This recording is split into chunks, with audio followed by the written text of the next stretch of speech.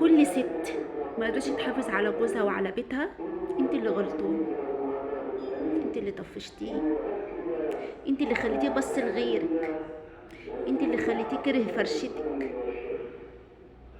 مش هنقول انت قصرت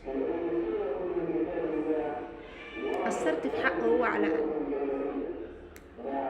قصرت في انشغالك بعيالك وسبتيه هو، قصرتي لما كده وحسستيه بعجزه واحنا في ظروف صعبه، ظروف صعبه عليك وعلى غيرك.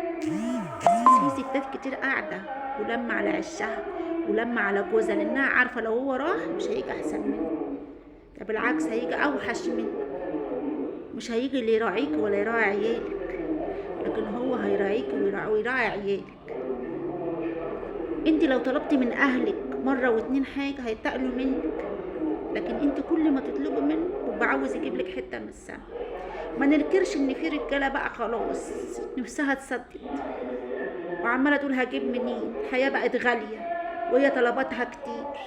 اطلبي حاجه وهو عينيه ليك، مش تطفشيه من ايديك، مش خليه يبص لغيرك وتخلي غيرك تبان في عينيه احسن منك، رغم ان غيرك مش هتكون احسن منك في حاجه. انت ام عياله، وانت اللي خدت بركته في الاول، وانت اللي شفتي منه الحلوه والوحشه قبل هي ما تشوف.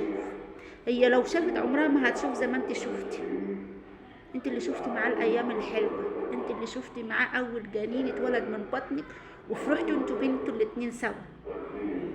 اعتبريه عيل من عيال.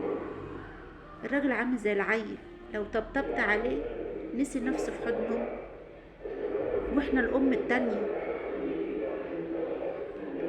ربنا جعلنا الزوجة الام التانية.